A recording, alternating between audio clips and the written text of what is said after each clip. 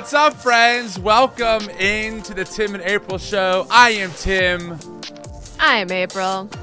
We are live. We go live every Thursday at 12 o'clock Eastern, and we also do a deep dive or some kind of story on Mondays. So thank you so much for tuning in. Make sure to give this stream a like if you're just joining. Good to see all of you. We have a packed show today. Of course, we're talking about LA and the protest, King Trump trying to invade, a state. We'll get into that. We're going to talk about the SBC voting on a resolution that is just kind of like mind-blowing. Michael Tate issues his formal apology from the Newsboys, and so much more. So welcome in. Hello, April. Good to see you.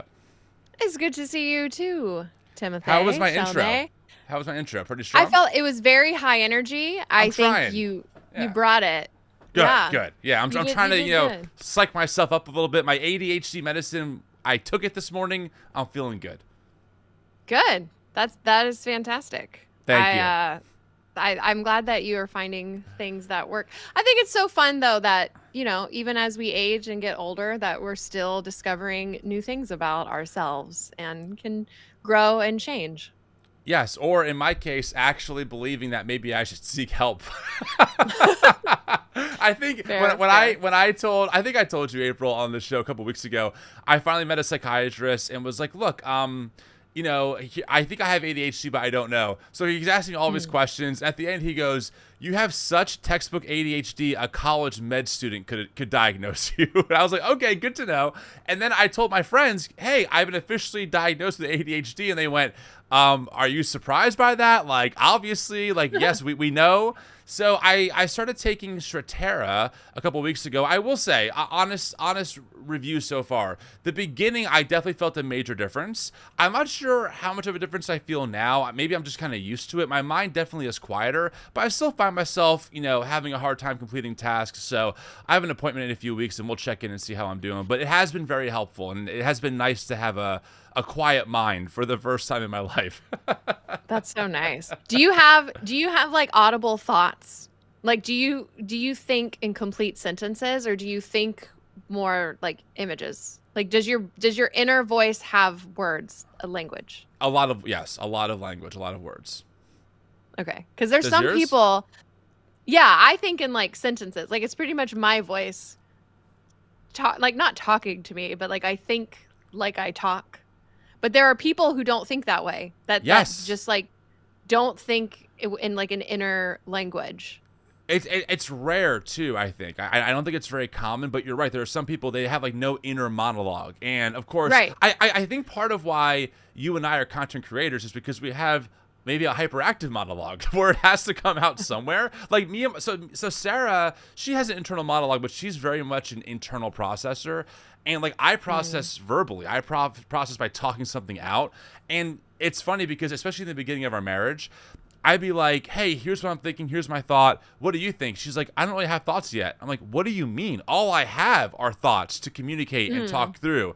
But then whenever she said the thought, it would be so profound. Like she would sum up what took me to say in 10 minutes. She would say it in like one sentence better than I could say in 10 minutes. So, to each their own, but yeah. Yeah, I love how we're all just so different. It's fun. We are different. So we're going to talk about the protest. We've got a very jammed-packed show, so I feel like we should just dive right in. But before we talk about what's happening in LA, there is a No Kings protest happening this Saturday, June 14th.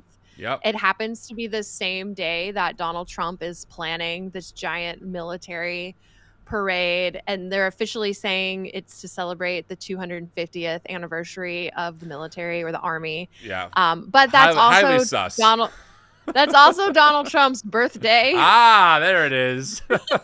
I believe is he turning 70? What old is he turning? Let's see. Yeah, he's Donald old, man. Trump birthday. Okay, he was born in 1946. So that you do the so math. he's going to be turning 79. Wow. Wowsies. He'll be turning 79. Yeah. You can go to nokings.org to find protests near you on Saturday and protest No Kings, which I agree. Yeah. Sounds great. Yeah, and there's going to be it's not just in America too, it's all over the world. that these protests are happening. So if you want to show up, the ACLU has got a great resource on to know your rights as a protester, on ways to be safe. You know, because it is scary times, as we are going to be discussing. But yeah. Did you see the video of them bringing in all the tanks into DC? Like, this I actually did not. This looks like a dystopian nightmare. It looks like something out of like almost North Korea for me. I was just like, this is all being brought in to celebrate our great leader. Because you know, we all know that Trump is not going to make this about the military. He's making it about him. Like, this is Trump's birthday celebration. King Trump needs to be adorned and worshipped and thanked for making America great again. He's obviously like a narcissist, you know? So it's just so weird. See, I don't know what to do with this, you know? Like, are we being invaded? Are we going to war? Like, what is happening? It's just, it makes me feel very uncomfortable, personally. Well, and then also, this is the guy who's talking about wanting to rid the government of wasteful spending. I don't know of anything more wasteful than throwing yourself a giant parade. I mean, where's Doge when you need them? How much money are they even spending? Let's like see. Doge, I found government waste. It's right here. They are literally they're transporting hundreds of tanks across America for a megalomaniac's birthday celebration, masquerading as a celebration of the military. Come on. I found your waste, fraud, and abuse. It's right there. According to NBC in Washington, it says the parade and festivities for the weekend of June 14th will cost taxpayers up to $45 million. Right. Yes. Which, by the way, is still more than Doge saved in its 95-day run, to be clear. So it kills me. Talk about, where's Doge when you need him? Like, fighting with Trump, but we'll get to that later. Okay, we'll get to it later. Okay, all right, that sounds good. Yeah. Okay, so let's. What a week it's been. What a week. I know. Where do we even go? So let's talk about what's happening in LA, because I find it both inspiring and also terrifying based on some of the response from our federal government. So basically, what happened? So on June 6th. We'll just get to how this started, which yeah. And to be fair, it did not start on June 6th. ICE has been grabbing and snatching people off the streets. They've been showing up to courts. They've been showing up to churches and hospitals and schools. 100%. And just taking people, just kidnapping people. I mean, I can't tell you how many countless heart-wrenching videos I've seen of moms being ripped from their children or wives ripped from their husbands, and they're just crying. And these are not violent people. And a lot of these people were going to their like court for like their immigration status court hearing, like doing everything legally, like doing everything the right way. Because when you seek asylum or you seek immigration, like for most people, you're here sometimes years and years and years before you actually get citizenship. So you're technically undocumented, but actually you still have documents. Like, you're talking about people that have documents but are just not citizens that are being detained by ICE. So I just want to add really quick, briefly. I'm sorry to cut you off, but I just want to add that former President Biden deported millions of people. Like, the administration deported a lot of people, but they weren't going to Home Depot or raiding churches. Most of the arrests happened at the border. So like, I say this for two reasons. Number one, technically Joe Biden actually deported more immigrants than Trump did in his previous administration, which kind of combats the narrative that under Joe Biden we had open borders. We absolutely did not, and there were deportations. But again, what makes these so terrible is that they're going into communities where people have established lives and they're ripping them apart, regardless regardless of even knowing their actual immigration status, right? Like, if for example, in the case of Kilmar Abrego Garcia, right, that was a clerical error. They shipped him back to Ecuador to a death prison, and then essentially said, sorry, El Salvador, I apologize, and then said, oh, we can't do anything about it, even though they knew it was a mistake, and the Supreme Court ordered his return, which now that they did bring him back, by the way, and now he's facing charges of like human trafficking or trafficking immigrants. So that's what makes this so wild. Which is also BS.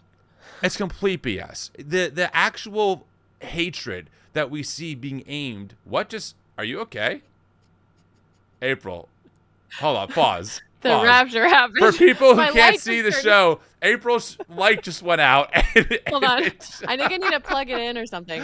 Okay, you do that. This is live. I'm here. I will opine. Friends, if you're watching this stream, give the video a like, please. But I was just going to say that what makes these quote-unquote deportations, really kidnappings, abductions, so terrible is how they're doing it, and that they're targeting people who are not criminals. They're targeting people who have lives. They're destroying families in front of us, and they do it with glee. This is what Stephen Miller wants. Stephen Miller wants a whiter America, and this is why we say that like white Christian nationalism is the basis of what is driving what we're seeing with this particular administration. There's no sense of humanity. There's no sense of recognizing the imago Dei in other people. It's not about criminals. It's about just tearing people from their livelihoods. And that's what's been so damaging to witness, in my opinion, and to see white evangelicals be happy about this is crazy. And I think the last thing I'll say until April comes back here is that we need to be so clear. This is not about stopping criminals. It's not. The people that they're going after are people who are working jobs, who have been part of their communities for a long time, who have had children in the U.S., whose children are U.S. citizens. And there's also no due process. Have you all noticed that? I'm sure you've seen the clips of ICE agents who are masked up, by the way, right, ripping people right after their court hearings. There's been stories of immigrants going to a court hearing. Again, that's going through the process the right way. They're not hiding. They're trying to go through the system correctly. And ICE agents are waiting at the end of their court hearing to arrest them and throw them into an unmarked van and ship them off to God knows where. How much, it's terrible. I've seen kids in zip ties. It is so inhumane how this administration has been treating other people. And to see the propaganda that was used to get them elected, we got to stop criminals. It's an invasion. It's propaganda, friends. And I think that, frankly, what's happening in LA is indication of people just being so fed up that they will literally put their bodies in front of literal ICE vans to try and stop their neighbor from being deported. How was that? Hi, April. That was great. Thank you. Beecher, I hollered for Beecher. Beecher has now fixed my light. Thank you, no problem. Thank you, Beecher. Don't worry, I did a really good rant. I did a great rant on immigration and immigrants. So. I appreciate the fact. I knew that I could trust you to go. You got me. I did. A light emergency. I had one lined up. I was ready to roll. So. That's funny. So what's happening in LA right now didn't happen in a vacuum. We've discussed it's while you were out, I gave the whole spiel of you're right. It did not happen in a vacuum. That's correct. Yeah. Okay. So, but what happened in LA, if you don't know, on June 6th, it started circulating that ICE was at a local Home Depot, and so crowds started to gather, and they had a little bit of a protest. And then the next day, the crowds grew even more because there was a large crowd gathering in Paramount, a small suburb of Los Angeles, amid rumors that ICE was preparing to raid a Home Depot there. Yep. And so deputies ordered, LAPD ordered the crowd to disperse, fired tear gas and flashbang when people refused to leave. Around the same time, another protest broke out in a neighboring Compton, where reports emerged of vandalism, including protesters setting a car on fire in the street. I'm reading from ABC News. And then later, the mayor of Mayor Bass said that there were no ICE raids in Paramount or anywhere else in Los Angeles County on Saturday. She said building in Paramount that protesters gathered near was being used as a staging area for federal resources. And then on that same day, Trump signed a presidential memorandum authorizing the deployment of 2,000 National Guard members to LA. Now, at this point, there really wasn't a lot. Like, the protests were pretty much under control. Like, there were Right. some instances of vandalism and things, but those were from outliers. And I know people in LA that are saying that a lot of, like, the people that were doing those things were not necessarily part of the larger protests. Right. But those are also a small, like, that is happening, but it's very small in the scheme of riots. And how riots go.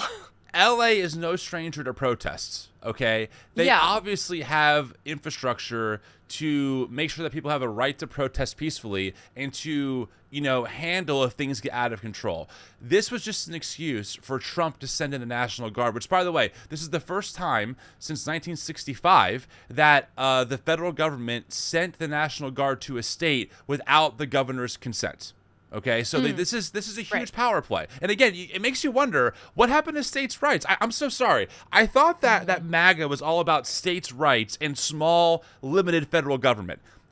But no, in this case, Trump literally signs an order, demands the federal government invade LA, and positions troops there, despite Newsom and the mayor of LA, Mayor Bass, saying, we don't need you guys here. We're totally fine. Also, I want to mention one more thing, and this is a bigger theme that we have to recognize. LA is huge. LA is massive. Okay, here's a map. LA is ginormo.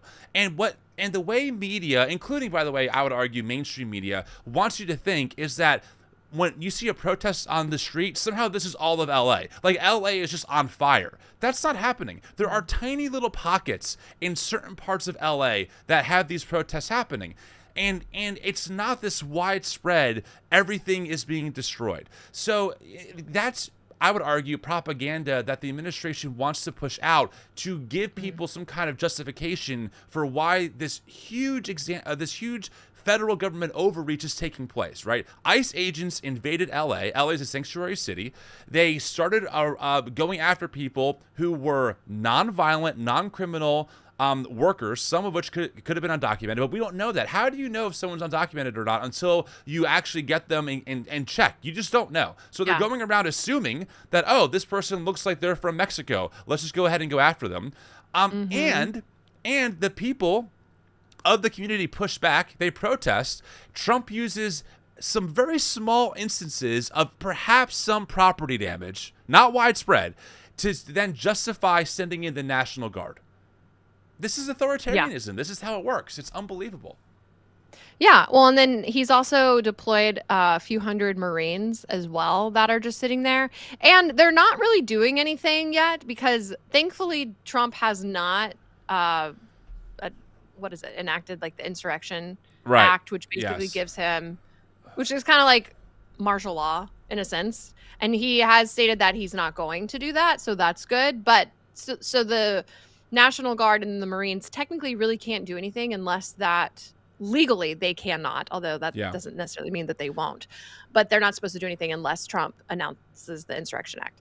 As of yesterday, President Trump said he may invoke the Insurrection Act if he needs to. He's unsure. So he's at least now floating the idea. I don't think that's going to happen based on what's actually going on now. It feels like things have kind of, quelled. But it's always with Trump, anything's a possibility. This administration has done all kinds of workarounds to enact old laws or old actions to really gain more and more federal power over states and local areas like LA. And I think that there's been videos. I don't know if you saw the video. There was an Australian reporter who was just reporting, and you see one of the, I don't know if it was ICE or if it was one of the guards or police that were there shot her. I mean, there were rubber bullets, so they're non-lethal, but just shot her point blank. And I think what you are seeing is the National Guard, the ICE, the people there who are supposedly quelling the protests, who are supposed to stop the protest, are actually instigating it and escalating the situation. Because you have peaceful protesters that are peaceful. Like most of the videos that are actually from the protest are completely peaceful, are people singing hymns. They're people, you know, with protest signs that are against ICE and against fascism. And it's very similar of what happened in 2020 with the Black Lives Matter protests. There was a study that it was like over 97% of all Black Lives Matter protests were 100% peaceful. And you just had a very small percentage that turned into riots or looting or whatever. And that small percentage was what right-wing media ran with to say that all the protests were violent, that they were insurrectionists, that they were paid protesters, they were bussed in from out of state. Like, and I went to Black Lives Matter protests like the whole summer, and people lied about me saying that I was a paid protester being bussed in from out of town and that I was some insane anarchist, despite that being the exact opposite of what I am, you know? 100%. It's so there's a lot of misinformation and propaganda being spread about this. Not just the protests, but also the deportations that ICE is doing. Because I've been talking about it online, and I get a lot of comments from MAGA people who are saying, "Oh, so you..." Literally, I had a guy in my comments that was like, "Well, I really hope you don't get raped by an illegal immigrant." Unbelievable. And I was like, what? Like, they literally think that Trump is just deporting just awful, violent people, when if you look at the numbers and who he's actually deporting, they are law-abiding people that just happen to not be citizens yet. Not to mention, most of them want to be. Most of them want to do the right thing. Like, I don't think most people realize how hard it is to become an American citizen. Sometimes you have to wait years before you can even get a court date with the judge to process basic paperwork. Two things. Okay, I have so many thoughts on what you just said really quick. Number one, statistically, April, you are much more likely to be assaulted by a white man than you are an undocumented immigrant. If anything, you should be in fear of the white men around your neighborhood and, you know, whenever you walk in Walmart. I'm just saying. Number two, regarding the BLM protest. This is according to a study. People can look this up. It's acledata.com. Approximately 94% of all pro-BLM demonstrations were peaceful, with 6% involving reports of violence, clashes with police, vandalism, looting, or other destructive activity. In the remaining 6%, it is not clear who instigated the violent or destructive activity. While some cases of violence or looting have been provoked by demonstrators, other events have escalated as a result of aggressive government actions, intervention from right-wing groups or individual assailants, and car ramming attacks. In contrast, demonstrations involving right-wing militias or militant social movements have turned violent or destructive over twice as often, or nearly 14% of the time. All right, let's just start with that. Okay, so that you're right. Number three, to your other point, you are absolutely correct about the time it takes to become even just documented for some people. Case in point, the story of Muhammad, my friend over here in New Jersey. His family owns a small business called Jersey Kebab, right? His business was raided in March. His mother was arrested, put in a detention center. Why was she arrested? Because in the government system, they have been labeled pending for I think 9 years. They've tried to get court, they've tried to get hearings, they can't get a hearing, and because they were labeled not as undocumented, but pending, they were raided. Now, I have an update to that. Muhammad and his family had a court date 2 or 3 weeks ago. They bring a stack of evidence showing that they all have lives and that they are established citizens of the U.S. They have a small business. Muhammad is married to a U.S. citizen. They have children. They bring all this to the judge, right, with their lawyer. The judge looks at the case, asks if they signed a certain form correctly. When the lawyer says yes, the judge goes, okay, I can rule on this case in 4 years from now, and delays their case another 4 years. Just because, I don't know why, but she couldn't rule. The judge was a woman. She couldn't rule then. She has to rule 4 years from now. So now they have to wait another 4 years for another immigration hearing, right? They're doing everything by the book. They have a lawyer. They have their forms. The father has a social security number. He was able to start a small business. They're just waiting for the government to say, you've been approved. And because he's still pending and so is his family, in theory, ICE could raid their business again and put his mother back in a detention center.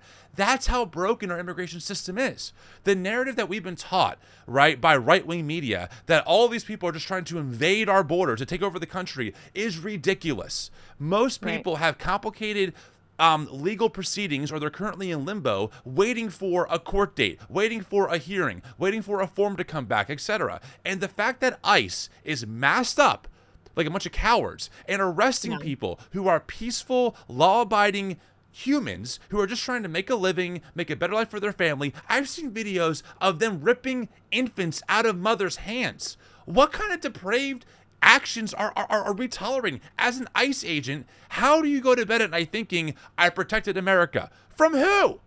From who? I know. The 35-year-old woman who's just trying to make a better life for her and her infant son? Are you kidding me? It is, if you can't tell, I'm so angry over this bullshit. I'm livid and the reason why I'm livid, and I'll stop ranting about this, is because, and we talk about this all the time, April, if it wasn't for white evangelicalism, this would not be a thing. White evangelicals are by far, the whole institution of white evangelicalism, the networks, the money, the theology, it is what has given us Trump. Not even a question statistically. They are the largest, most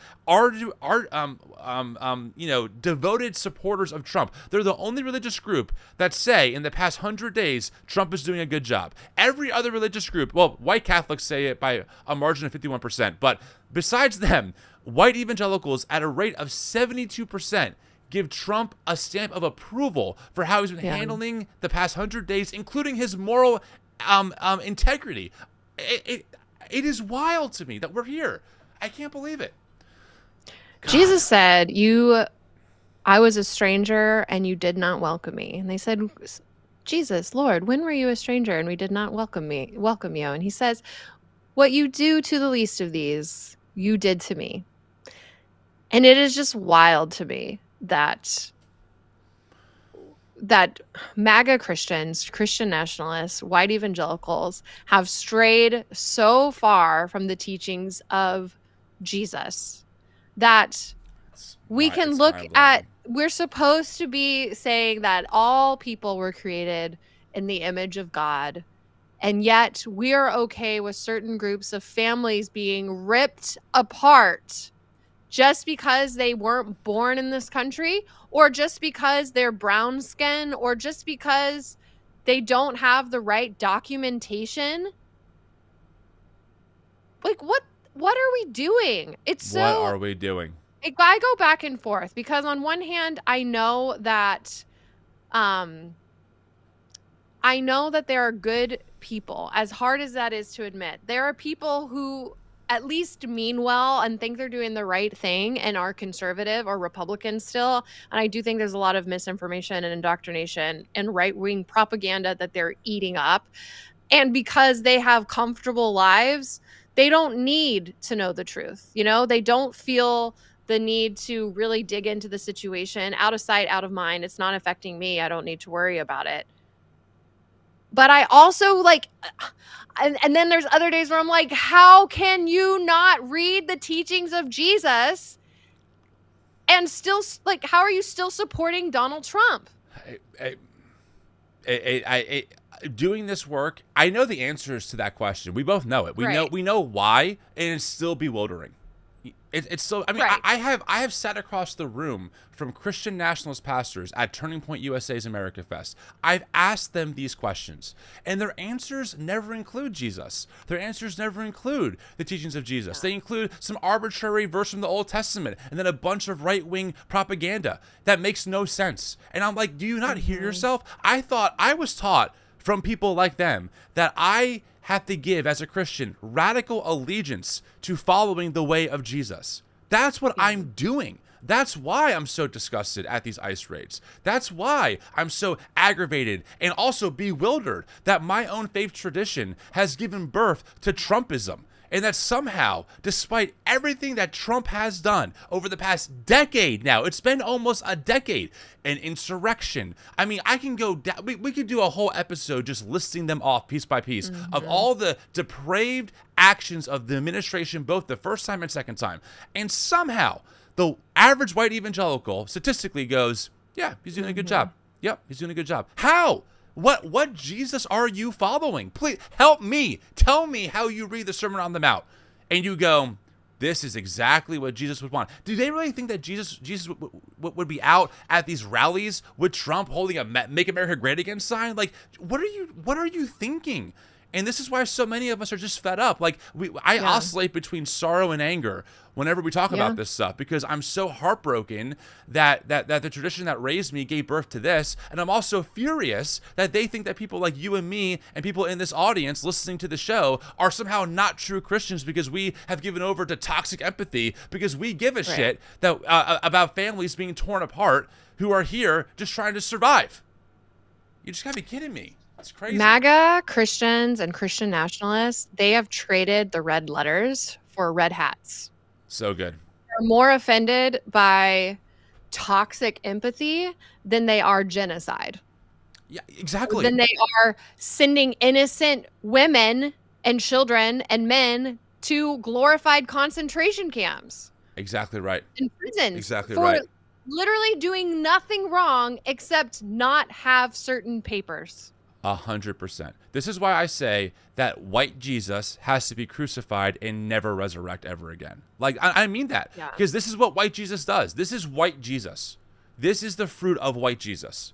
You really create justifications that tell you what's happening right now to people made in the image of God is okay.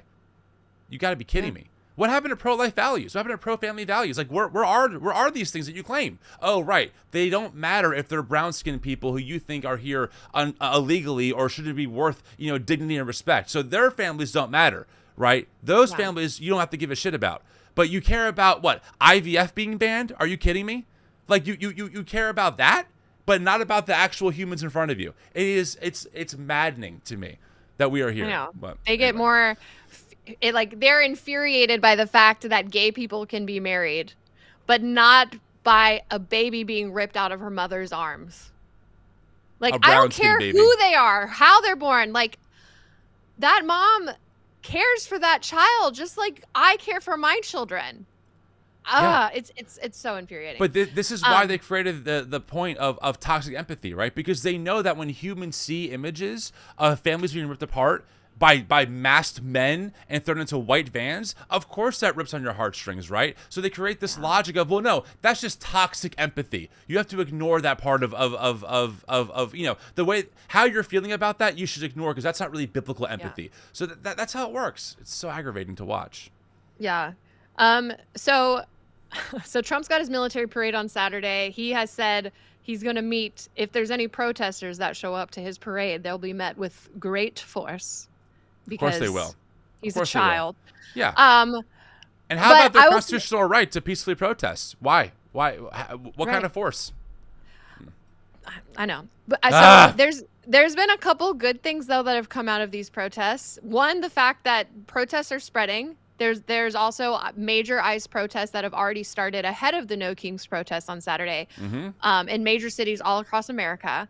Like Chicago's one, Dallas was one. There's several others, which is honestly really inspiring, because I don't know about you, but as I've been watching Trump become more and more authoritarian and seeing Republicans just bend over backwards and say yes, daddy, to whatever Donald Trump wants, is that's basically what they're doing. No, it is. I mean, they remember a couple months ago they had Daddy Trump. They were wearing Daddy Trump socks. Okay, that's their language, not ours, friends. MAGA is like, they've got their "Don't tread on me" flags until it comes to Donald Trump, and now they're like, "Tread on me harder, daddy." Oh God. That's what they're saying, and no, you're right. I will mock them. I don't have a problem with that. But anyway, can I ask one more question? Where's the NRA? I thought the NRA was all about you being able to own a gun to protect yourself from the big bad government that wants to invade your local communities. All of a sudden, they're silent. I'm just saying, I don't understand it. I mean, isn't the whole point of being armed to protect yourself from the government encroaching in your local towns, from the big bad federal government? It's just ironic to me. There are all these people that were literally End of rant. calling Joe Biden this like communist dictator with zero like evidence or anything to back that up. And then Donald Trump is literally sending military troops onto American citizens. And they're like, bravo. Yeah, no big deal. Bravo. Yeah, great. Because it's not about small government. Audience, listen to me so carefully. It's never about small government. It's about who wields the power of the government. Now that they're in charge, big government is great. Powerful federal government that overrules the rights of states is great if they deem that state an enemy of the government. That's how the logic of not just fascism, but Christian fascism works.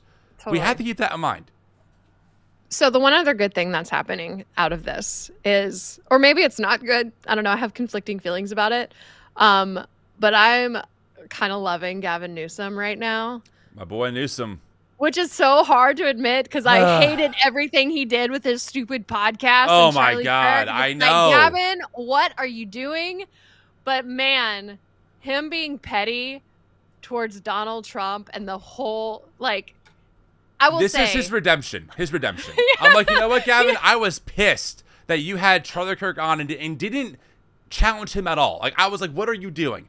But this is what we need more of. Like, Newsom, if you're listening, more of this, please. More of this. Yeah.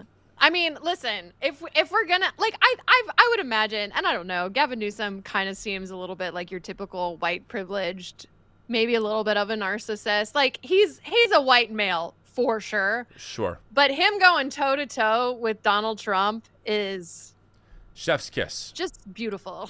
Like, you need someone like that to go after Trump, and He's been trolling him hard. Hard. Here's one. This is, I mean, you can go to his Twitter and find it. But there's a headline that says, Trump attends Les Miserables. Is that how you say it? Yeah, Les Miserables. Okay. So I almost said Les Miserables. You can just say Les Mis. Have you never seen Les Mis? Of course I've seen it, April. Let's just move on and keep talking about, you the more important haven't?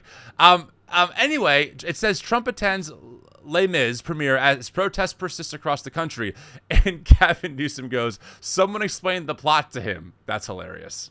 Right, I'm which dying. is literally about people fighting a So good. dictatorship and a It's been great. controlling government. Another So- one. This is a picture if you're watching a podcast of the guard. They're just sleeping on the floor with like, it's very clear that this was not a very planned and organized send of the National Guard. Gavin says Pete Hegseth sent 4,700 troops here when they weren't needed without adequate fuel, food, water, or a place to sleep. But don't worry, he's at a baseball game, and it's a retweet of Pete Hegseth at a baseball game. It's like, yes, like, please call it. Yeah. Donald Trump, too, has flirted with the idea about arresting Gavin Newsom, and so has, was it, what's his face? Mike Johnson. But Oh, he I had basically that. quote I had tweeted that. it and was like, come and get me, tough guy. Can we talk about this? Let's just play this clip. I mean, what is Mike Johnson doing? Just listen to this, friends.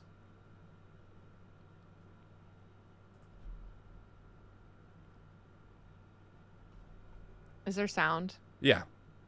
Do you hear that? No, I don't. Oh, you don't hear anything? Oh. No, I don't hear anything. My bad. Hence My my bad. question, is there sound? Wait. Oh, I know why. Let's try this. My bad. Here we go. Newsom should face consequences in a legal way? Look, that's not my lane. I'm not going to give you legal analysis on whether Gavin Newsom should be arrested, but he ought to be tarred and feathered. I'll say that. I mean, look, he's standing in the way of the administration and the carrying out of federal law, right? He is applauding the bad guys and standing in the way of the good guys. He is trying to. He's a participant, an accomplice in our federal law enforcement agents being not just disrespected but assaulted. Okay. I mean, he ought to be tarred and feathered. Are you joking? So wild. Are you kidding? And then Gavin says, good to know we're skipping the arrest and going straight for the 1700s style form of punishment. A fitting threat given the GOP want to bring our country back to the 18th century. I love it. Like, I need the attitude. I actually have. So Newsom did give a speech about LA. It's 8 minutes long. I think it's worth playing though, kind of going through it. What do you think? Yeah, let's do it. Yeah, All right, here we go. should totally do it. Here we go, friends. By the way, if you're just joining the stream, I saw someone was brand new here from the algorithm. Thank you so much for joining, Karina. It's awesome to have you. If you are new, make sure to like and subscribe to our channel. We are, Tim and April, we go live on Thursday to talk about the news and things that we are trying to fight against, mainly dismantling Christian nationalism. And of course, we do a deep dive on Mondays. Thanks for being here, friends. I appreciate it. Let's get into this video of Gavin Newsom. Here we go. I want to say a few words about the events of the last few days. This past weekend, federal agents conducted large-scale workplace raids in and around Los Angeles. Those raids continue as I speak. California is no stranger to immigration enforcement, but instead of focusing on undocumented immigrants with serious criminal records and people with final deportation orders, a strategy both parties have long supported, this administration is pushing mass deportations, indiscriminately targeting hardworking immigrant families, regardless of their roots or risk. Yep. What's happening right now is very different than anything we've seen before. On Saturday morning, when federal agents jumped out of an unmarked van near a Home Depot parking lot, they began grabbing people, a deliberate targeting of a heavily Latino suburb. A similar scene played out when a clothing company was raided downtown. In other actions, a U.S. citizen, 9 months pregnant, was arrested. A 4-year-old girl taken. Oh my Families separated. Friends quite literally disappearing. In response, everyday Angelenos came out to exercise their constitutional right to free speech and assembly, to protest their government's actions.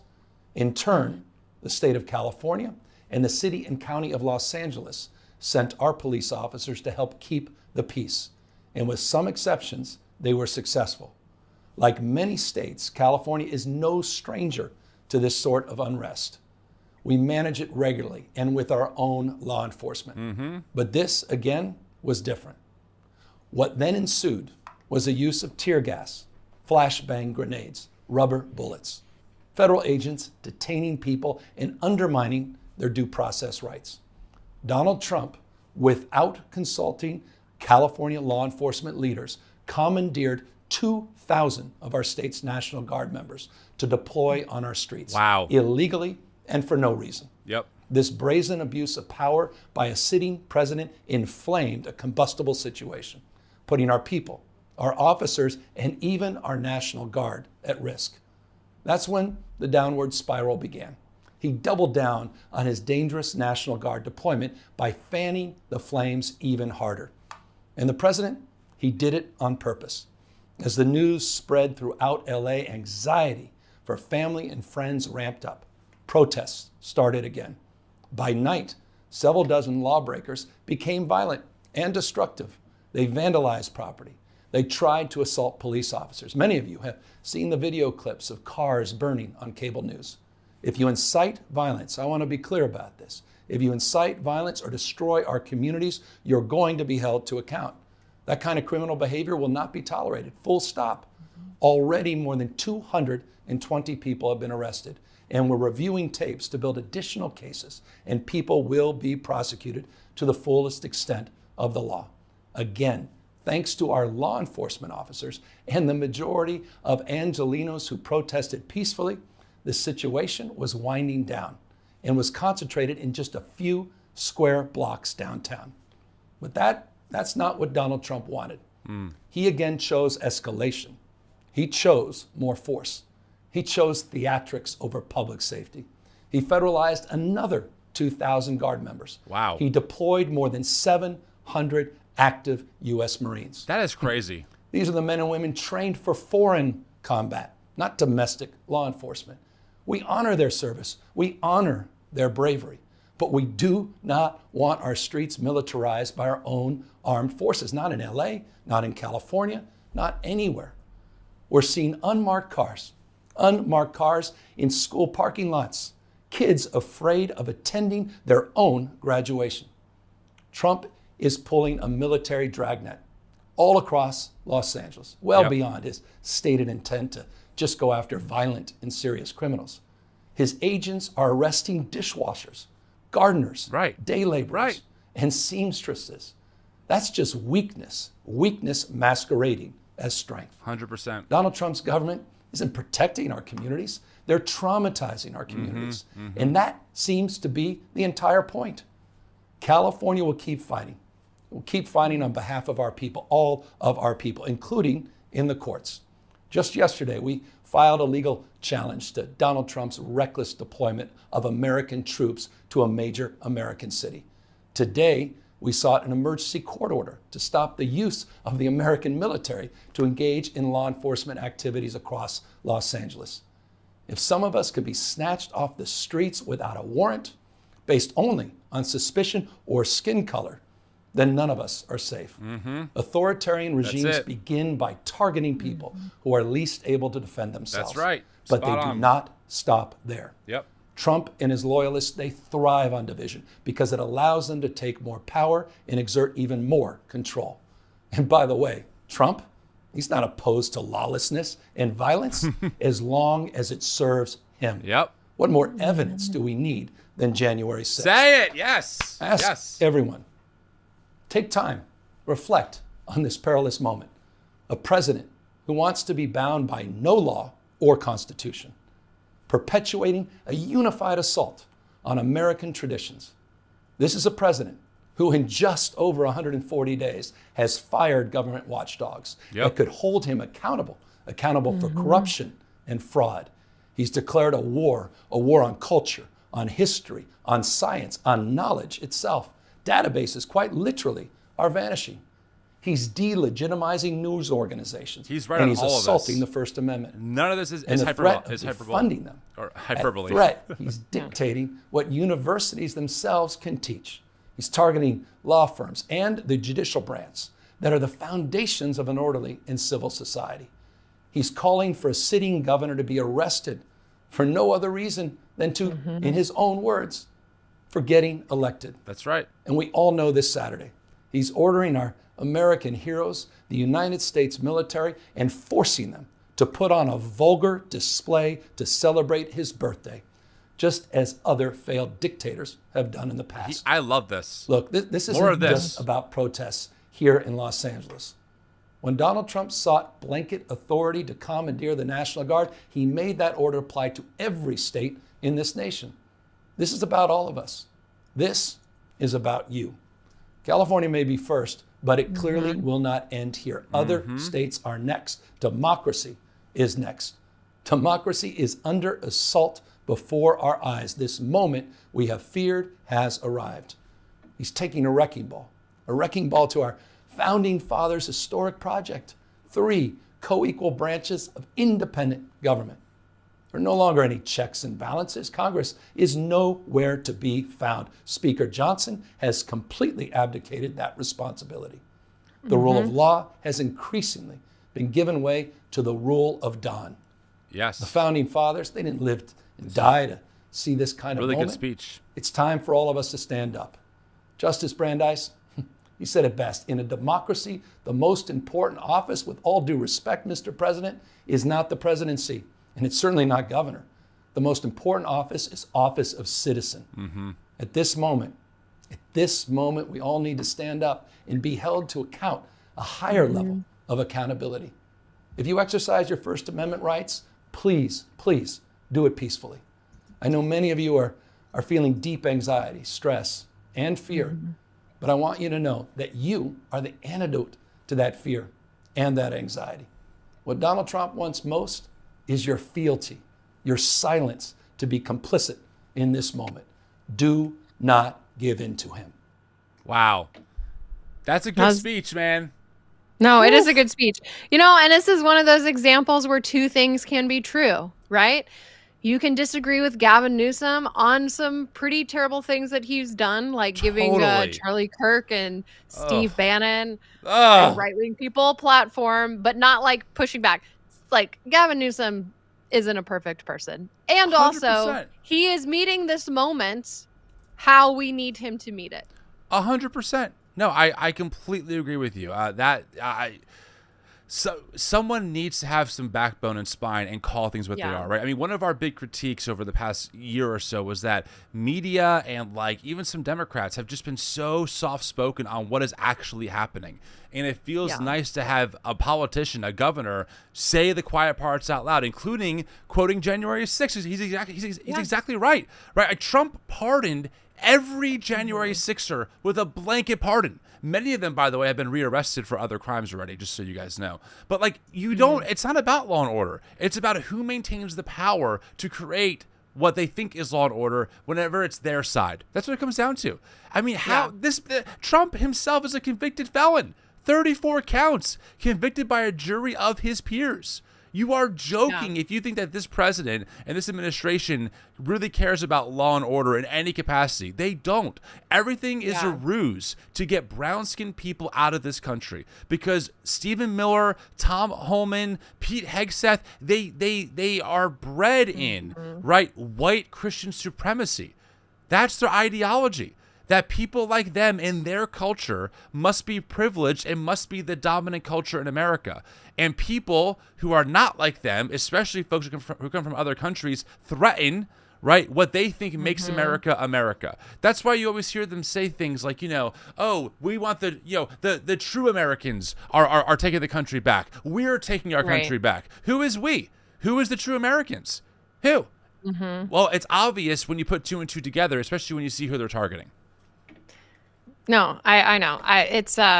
It is very obvious. I feel like that was a really great speech. He's doing what needs to do. He's also fighting back on X.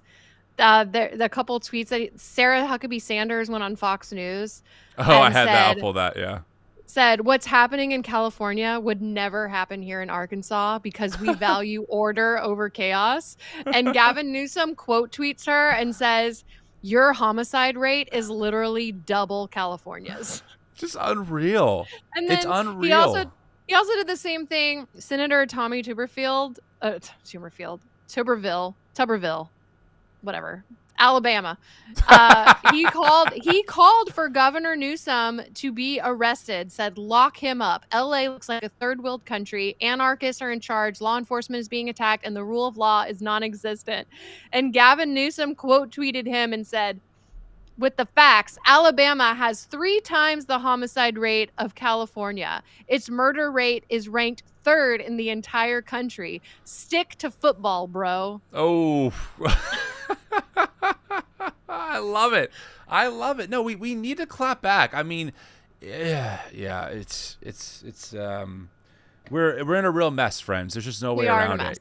Like, we have to be able to acknowledge and tell the truth that white Christian nationalism has taken a ton of power in this recent election cycle, and we're seeing the fruit of it. And the fruit of it is callousness. It is targeting our neighbors. It is no due process. These people don't have due process. Kilmar Abrego Garcia did not have due process. The woman who was ripped away from her baby did not have due process. There is no due process happening for these people. And we need politicians who are in that world to speak up and say what needs to be said and call it out, because it's unbelievable, truly, what's happening. Really is. I feel like Edward in the comments, I like his comparison. He said, this is a battle between the schoolyard bully, Trump, and the high school quarterback, Newsom. Yes. Maybe a bully in his own right, but we want a bully on our side a little bit. A little bit, yeah. I mean, and like we said, April, we can walk and chew gum at the same time, right? Obviously, Newsom has done things, and I'm sure many of his policies aren't great, for sure. But I'll take the win wherever we can get it. Yeah. Thank you for calling him out. Thank you. Take our wins. Call out the bullshit. So Trump hasn't only been in a battle with Gavin Newsom in the last week. Last week, we went live, and we had mentioned that there was a little bit of bad blood between Elon Musk and Donald Trump. But literally just like 2 hours after we went live, Elon Musk went on a tweet tirade. He did. Against Donald Trump, and Donald Trump also fired back. There was this back and forth. There was trouble in paradise. Elon Musk accused Trump of being on Epstein's list. There it is. So Elon Musk tweeted out last Thursday, time to drop the really big bomb.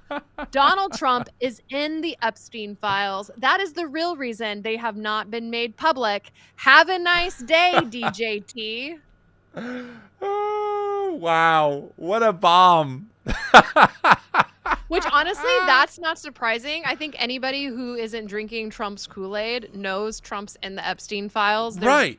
He's in the flight logs. There's pictures of him. He wished, what was her name? Maxwell.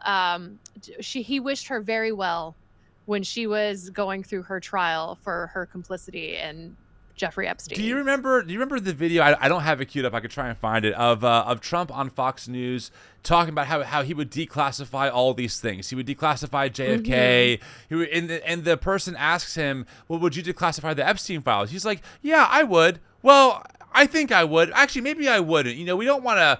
There could be a lot of junk in there. So there's all these different montages going around of like Trump being like, yes, declassify JFK, declassify the MLK files, declassify this and that and this. But Epstein files, oh well, maybe not. You know, there could be a lot of like nonsense in there and a lot of lies, and we don't want to declassify that. Like, I mean, again, I don't have proof. I'm not making an objective claim here. But like, where there's smoke, there's fire, right? There's a video because Elon shared a video of an old news story of Trump and Jeffrey Epstein hanging out, and the news reporter being like, Epstein and Trump are good friends as they look at women and essentially like, dehumanize them. So it's, I mean, obviously Trump knows Epstein or knew Epstein. How would he not be in the logs? If you want to pull that clip, it's in the chat.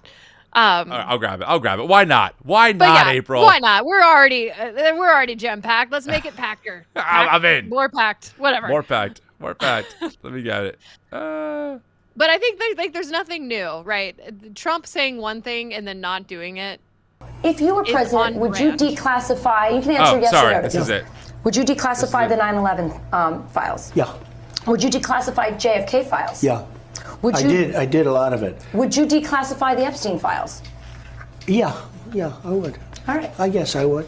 I think that less so because, you don't know it. You don't want to affect people's lives if it's phony stuff in there because there's a lot of phony stuff with that whole world.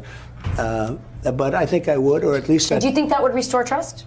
Help restore trust? Yeah, I don't know about Epstein so much as I do the others. Oh, that is 9/11. That is classic. Like, I mean, maybe less so. Maybe less so. There's probably phony stuff in a lot of phony stuff in there. Gosh. Okay, I'm trying to find that link. I know. What was the link? You said you sent me the one. Where is it? That was it. Wait, what are you talking about? Oh, I thought you said you sent me a different one. That was the one? Yeah, of him talking about the Epstein files. Got it. Thank you. I thought there was a different clip you wanted to pull. Oh, I thought we were talking about Elon sharing the clip of him and Jeffrey Epstein in that news clip, but he did do that. It's brutal. I mean, it's brutal. He started retweeting and he went scorched earth on Donald Trump last Thursday. And then Donald Trump also replied and said that he was going to cancel Elon's federal contracts, or thought that would be a good way to save on government waste and a couple other things. And then Elon's like, all right, well, we're going to stop not SpaceX, one of their Dragon Space. I don't know. Yes, it was some. Yes, I know exactly what you're talking about. It was like the, what was it? It was Dragon Force or something. It was something ridiculous. Yeah, I don't know. But anyway, he's since walked it back. I think it was yesterday or the day before. He tweeted that he regrets some of the things he said about Donald Trump. But notice he didn't say he regrets all of it. Right. Just the Epstein tweet is now deleted. Is this? This is it. This is it. Hold on. We got to share really quick, and I'll share the other tweet. This is how right-wing media was talking about the Trump Elon clash. This is hilarious. I will say, Ted Cruz's line at the end of this is just a chef's kiss moment, friends. So buckle up, okay? It's like watching two giants fight. These are two titans, two very strong-willed heavyweights. Two big dogs living in close quarters. Two grown men that are fighting. Two alpha males duking it out.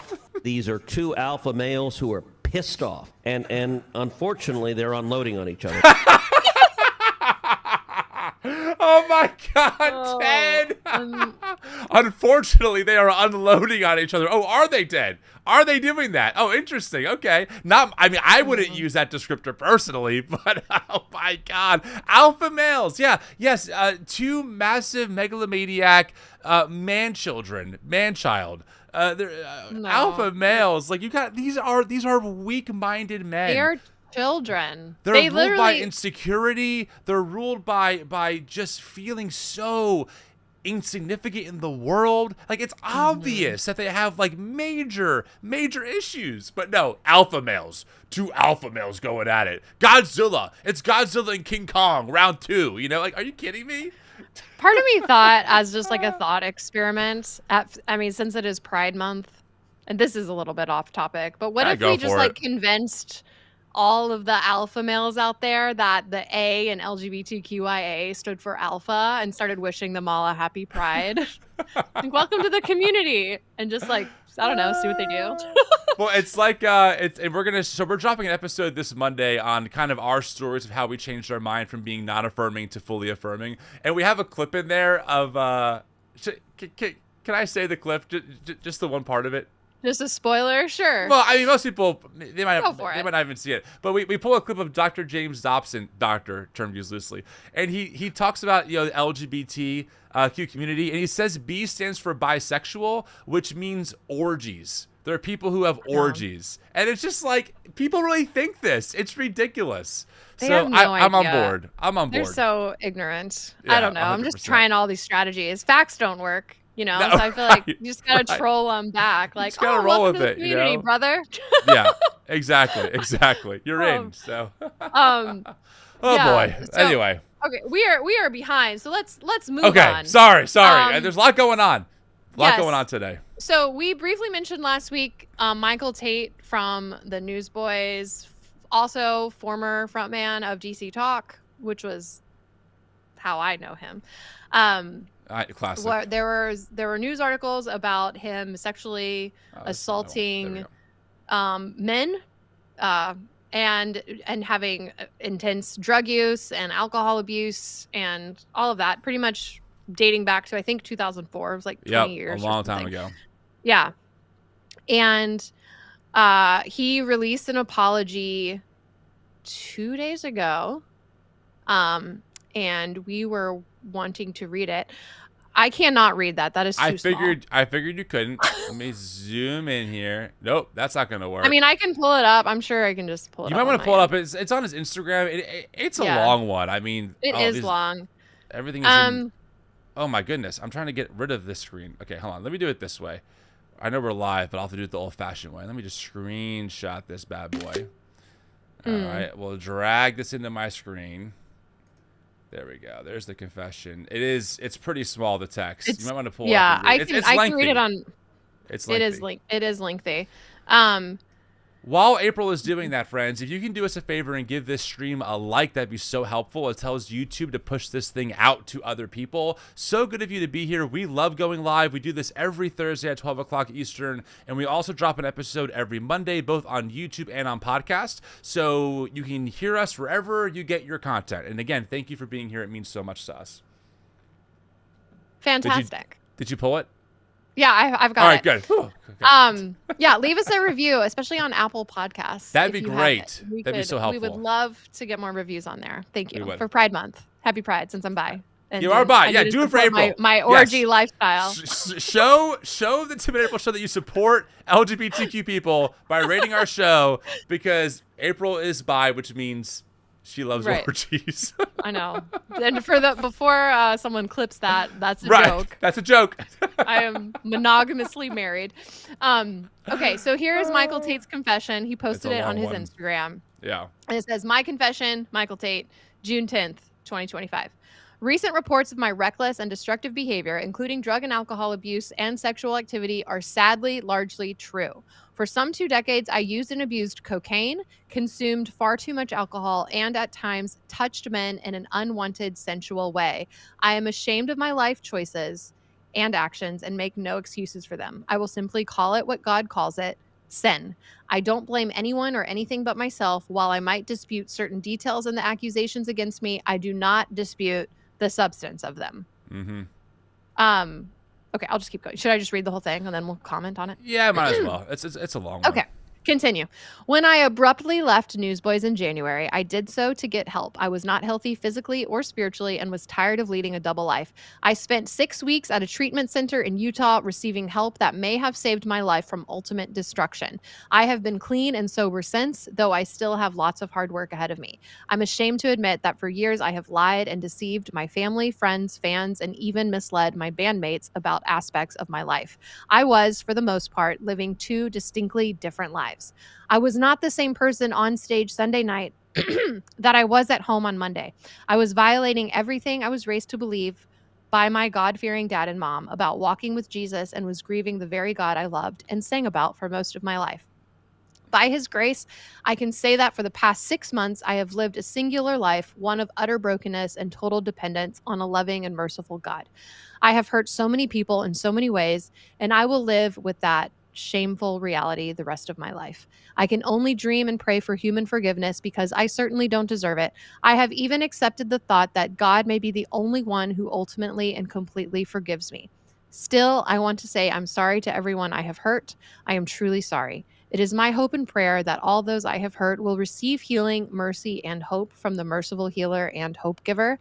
Even before this recent news became public, I had started on a path to health, healing, and wholeness, thanks to a small circle of clinical health professionals, loving family, caring friends, and wise counselors, all of whom saw my brokenness and surrounded me with love, grace, and prayer.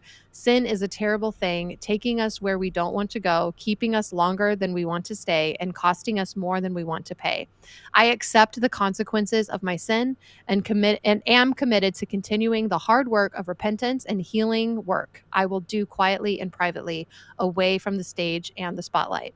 To the extent my sinful behavior has caused anyone to lose respect or faith or trust in me, I understand, deserve, and accept that. But it crushes me to think that someone would lose or choose not to pursue faith and trust in Jesus because I have been a horrible representative of him, for he alone is ultimately the only hope for any of us. King David's prayer of repentance in Psalm 51 has been my prayer this year. Have mercy upon me, O God, according to your loving kindness. Blot out my transgressions, wash me thoroughly from my iniquity, and cleanse me from my sin. For I acknowledge my transgressions, and my sin is always before me. Create in me a new heart, O God, and renew a steadfast spirit within me. Wow. That's 1, 2, 3, 4, 5. Is that 7 long paragraphs? 6 paragraphs? Yeah. I think it's 7. That's a long one. I know. What are your initial thoughts, April? I'm kind of curious. So on one hand, I do think there is something refreshing on the fact that he just owned it. Mm-hmm. That is something you don't see a lot, when Sean Foyt gets accused, he says Christian persecution. When right. Yeah, I mean, and even like sexual scandals, like I've seen pastors go up on a stage after they've been caught in an affair and just say, well, Satan got a hold of me, and totally. I mean, how about the Robert woman Morris? Was a temptress, right? Right. There's usually some defensiveness. So on that front, I feel like this is good that he owned it. You could also make the argument he really had no other choice but to own that. I mean, a huge investigation spanning 2.5 years came out with like tons of receipts, and I think according to the Reuters report, over 50 witnesses. I mean, what are you going to do? Be like, they're all lying? I mean, you're kind of in a corner here for sure. Yeah, I don't know. 20 years is a long time, and it's only been 6 months since he left the Newsboys. So time will tell if he's genuinely changing. I hope he is. I hope that he does get help and can stay healthy and do all of those things. I will say there's some things in the statement that are a little triggering that I feel are like the fact that he's still pushing Jesus and Christianity. Like, I just don't think you need that in a statement where you assaulted people, where you're apologizing for that. Yeah, 100%. And also, I mean, look, let me just say this. okay, I'm a very empathetic human, and I feel for people, okay? And I don't believe in throwing people away. I don't think that we should, just disregard people. Everyone's made in the image of God. And I also understand how the internet's a complicated place and situations can be complicated, okay? I understand that.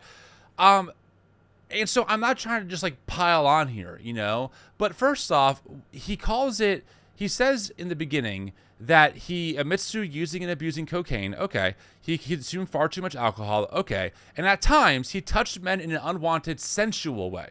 Well, I mean, that's not the allegations by 3 men, according to the Reuters report, is that Tait befriended them during Christian music tours. And then after consuming alcohol, they experienced non-consensual sexual contact. That's called sexual assault.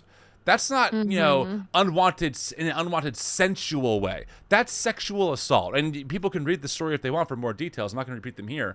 But the men allege grooming behavior, and Michael is, not really fighting that. So I just have a problem with dude, look, I know you did some really messed up stuff. Call it what it is.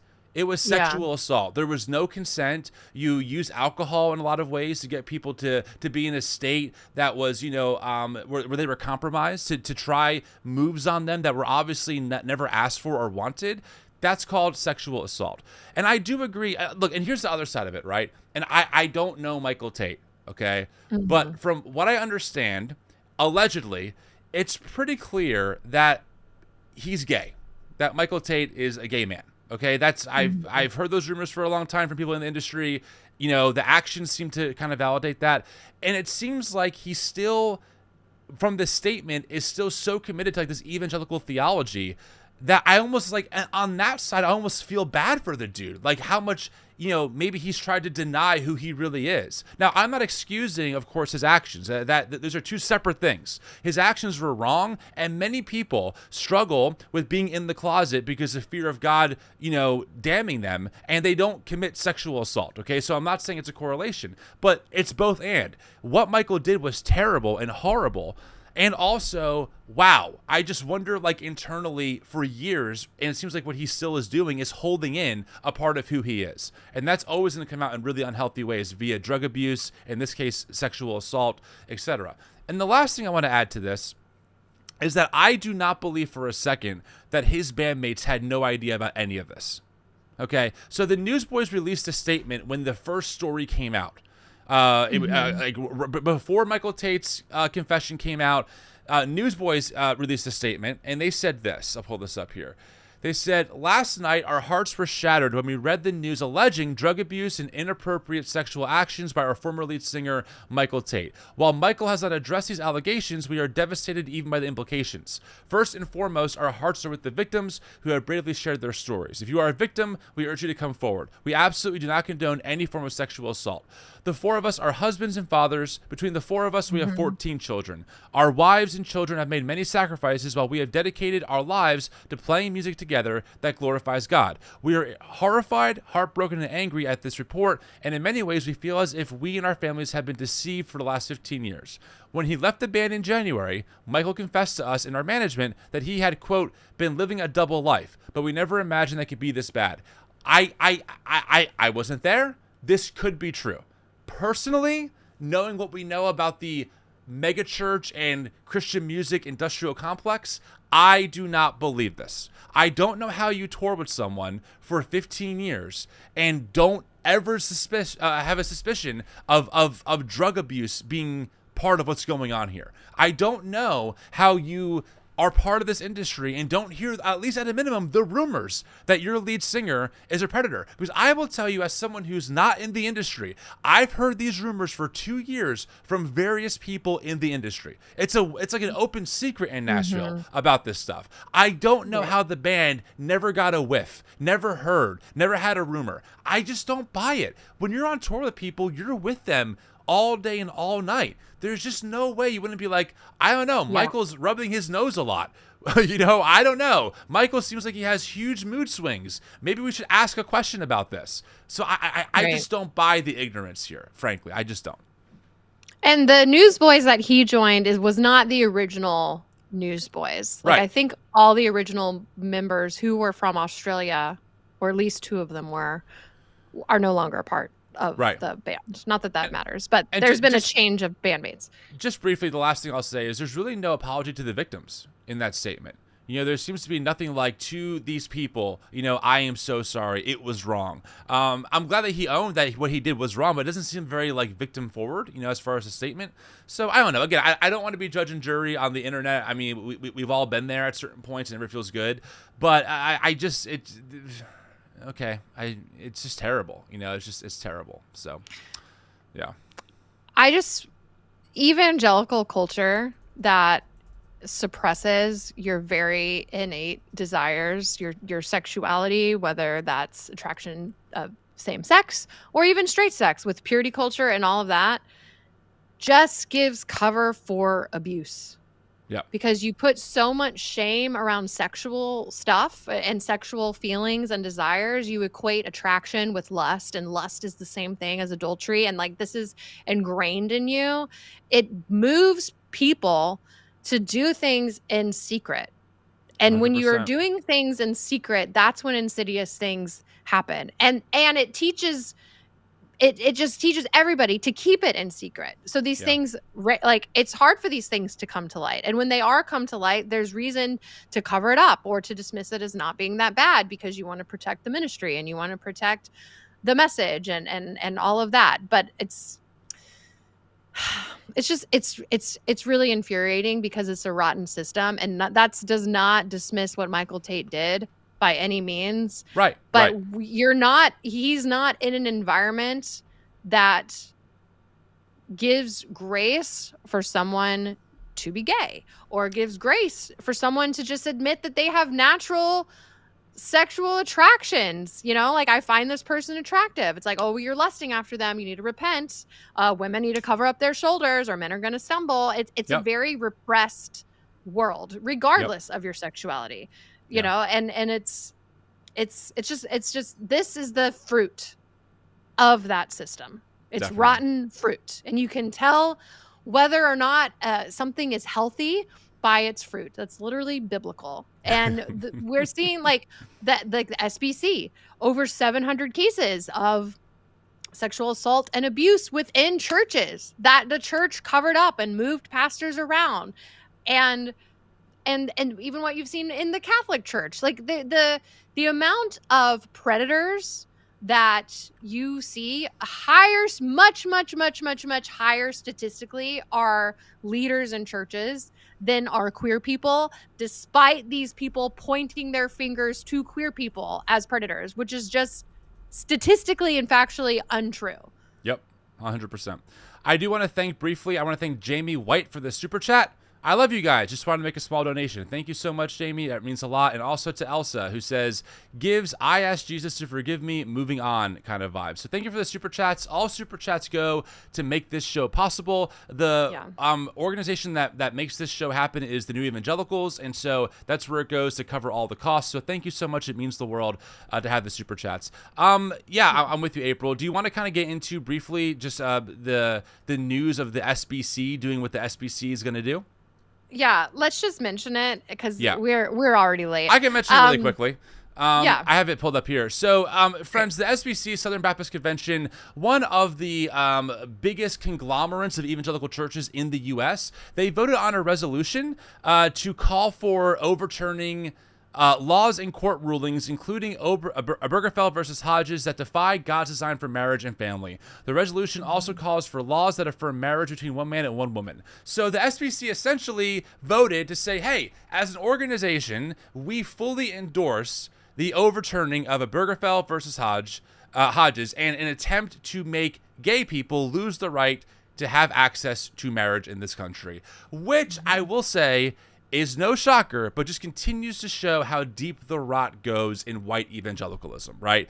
The SBC is not talking about the massive ICE raids tearing families apart. They're not talking about resolutions for a higher livable wage so people can survive. They're not talking about resolution for affordable health care. No, they want to overturn Obergefell versus Hodges and remove the right that many people in this country have to marriage, that give them legal access, right, to health care, to end-of-life rights, etc. So it's just such a rotten, defunct institution. Yeah.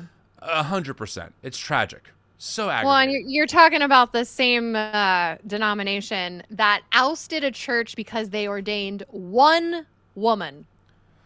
Yes, and the same woman. in the same organization that still will not face its reckoning of covering up massive sexual abuse cases for almost 2 decades. Right? Like, they literally are going to really try and lecture the world about sexual morality, while inside they can't even hold their own accountable. There are churches in the SBC who enabled predators that are still allowed to be in the SBC, but they kicked the church out for ordaining one woman. You're joking, right? You guys think you have the moral high ground here? Are like, how self-deluded are you to really think that your resolutions have any kind of moral weight to them? They don't. It's a joke. It's a joke. And here's the thing. You can believe in traditional marriage. Like, you can hold that belief. There's nothing like inherently wrong with like a lot of us, we can't help what we believe, right? We believe things based on how we're raised and what we're taught, on indoctrination. Like, sometimes you just can't help what you believe or don't believe. But it becomes nationalism when you start dictating what other people can or can't do because of your beliefs. You know, like, just saying, I'm not going to do that because it goes against my beliefs. Great. You have every right to do that. And I support people having whatever beliefs as long as it's dictating their own life. But when you start saying you cannot do that because it goes against my beliefs, that's when you go into nationalist territory, and that is very harmful and problematic. And that is when you start losing the democracy and the freedoms that we've come to appreciate in this nation. In America, the First Amendment guarantees you the right to believe whatever you want to believe. You can believe in America that marriage is between one man and one woman. We can't arrest you. The government won't throw you in prison for it. You can say it from your churches. You have the right to do that. Okay? Go ahead, SBC. Yeah. Have your stance. There's not one piece of legislation by any LGBTQ plus group that's trying to overturn their right to hold those beliefs. But the SBC, for them, that's not enough just to be able to hold the belief. Everyone else has to live by it.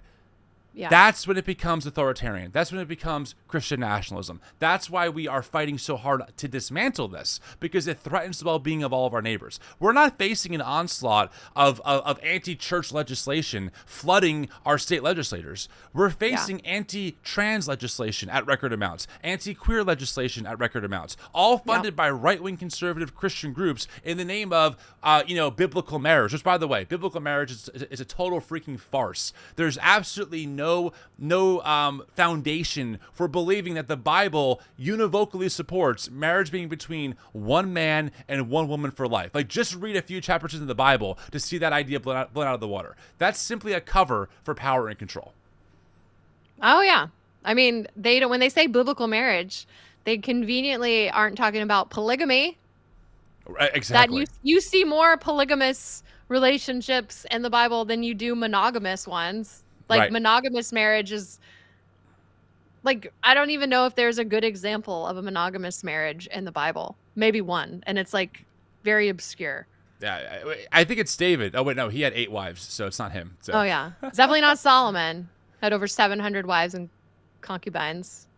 Really quick, people are asking me where I got my shirt from. I forgot the person's name, but they made this design on a shirt and were selling it like a year or two ago. If you see this video and that's you, let me know. I'll put a link in the show notes, but that's where I got it from. The patriarchy is poison. It's my favorite shirt. So it's a great shirt. All right, let's get to our final segment of the day. Weird Christian shit. This is a fun one. We got to laugh a little bit. Yeah, I haven't watched this whole thing. I started watching it and I was like, we should do this. So I think this was an Easter video for a church in New Zealand. Was it Vineyard Christ Church? What's it called? Yeah, I think that's it. I don't know, something like that. They're in New Zealand. It's a church in New Zealand. And let's just enjoy this together. We'll just watch it. Okay. Give this video a like, please. That'd be helpful. All right, here we go. Evening of that first day of the week. That's loud. When the disciples were together, with the doors locked for fear of the Jewish leaders, suddenly Jesus came and stood among them. I've come back it's alright. I love it. It's Jesus and the boys. Oh my Lord, you're back again. We saw you die, thought it was the end. But now you're here and it don't make sense. Oh, Thomas. Well, I'm not a ghost, you can feel my hands. Didn't I tell you guys? Yeah. That I'd be crucified. Yeah. But now I'm back to life. Yeah. So go and tell the world the good news. There is hope for everyone. Everybody. Yeah. Join the party. I love this so much.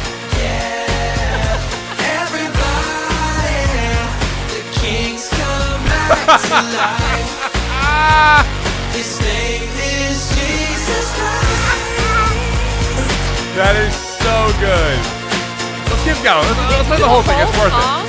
Why not? Got a little dance break. I love it. Didn't I tell you guys? Yeah. All right, I guess they repeat it from there, but yeah, that is good. That is so good. Honestly, I don't hate that. No, I love it. That's a clever parody. Okay, That I was mean, clever. It was well done. The singing, like, they didn't take themselves seriously, which I think there are. Usually when you see Christians changing words to secular songs, they're like so serious about it. also, this is hilarious. If you've ever been in a music studio before, this is so true. The idea of like the whole band is like around the producer, like, yo, fix this, do this. The producer being so ticked. My favorite scene in this whole video is where Jesus says to look through my hands. Hold on. Uh-huh. And it's the shot of of the hole in his hand.